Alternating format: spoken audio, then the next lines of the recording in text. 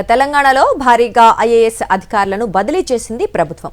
కాంగ్రెస్ ప్రభుత్వం ఏర్పడిన నాటి నుంచి దాదాపు డజన్ సార్లకు పైగా ట్రాన్స్ఫర్లు చేసింది సర్కార్. ఇదేంటని అడిగితే పర్ఫార్మెన్స్ బేస్డ్ బదిలీ అంటోంది. కానీ ఎప్పుడు బదిలీ చేపట్టినా కండిషన్స్ వర్తిస్తాయి అంటోంది రేవంత్ సర్కార్. ఆ కండిషన్స్ ఏంటో ఇప్పుడు చూద్దాం.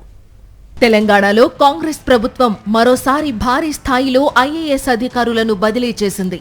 గత 2 ఏళ్లలోనే దాదాపు 12 సార్లకు పైగా బదిలీలు నిర్వహించిన ప్రభుత్వం ఈసారి పెద్ద ఎత్తున మార్పులు చేసింది. బదిలీలు చేపట్టిన ప్రతిసారి అధికారుల పనితీరు ఆధారంగానే జరుగుతున్నాయని చెబుతున్నప్పటికీ ఫీల్డులో చురుకుగా పనిచేసిన అధికారులు బదిలీ అవ్వడం చర్చనీయాంశంగా మారింది. కలెక్టర్లు ఫీల్డులో ఎక్కువగా పనిచేయాలని సీఎం పదే సూచనలు చేస్తున్నా ఫీల్డ్ విజిట్స్ లో ముందు వరుసలో భువనగిరి కలెక్టర్ హనుమంతరావును ఎండోమెంట్ కమిషనర్గా బదిలీ చేశారు.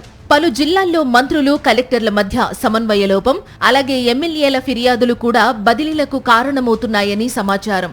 పంచాయతీరాజ్ శాఖలో గత కొంతకాలంగా వరుసగా ఐఏఎస్ అధికారులు మారుతూ వస్తున్నారు. చిత్రా రామచంద్రన్, ఎం శ్రీధర్, సందీప్ కుమార్ సుల్తానియా, సృజన వంటి అధికారులు పనిచేయగా ప్రస్తుతం దానకిషోర్ బాధ్యతలు చేపట్టారు. దానకిషోర్ కు మాత్రం స్థిరమైన పోస్టింగ్ లేకపోవడం గమనార్హం. మున్సిపల్, పట్టణాభివృద్ధి, కార్మిక శాఖల తర్వాత ఇప్పుడు పంచాయతీరాజ్ కు మారారు. గురుకులాల విభాగంలో కూడా తరచూ మార్పులు చోటు చేసుకున్నాయి.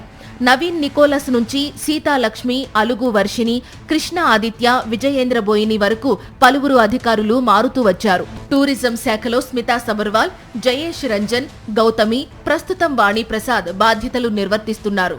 ఐటీ శాఖలో కూడా జయేష్ రంజన్, కృష్ణ ఆదిత్య, ఎన్ శ్రీధర్, సంజయ్ కుమార్ వంటి అధికారులు పనిచేశారు.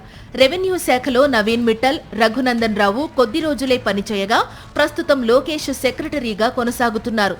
మొత్తంగా జిల్లా కలెక్టర్లు, హెచ్ఓడీలు, వివిధ శాఖల సెక్రటరీలు వరుసగా బదిలీ అవుతున్నారు.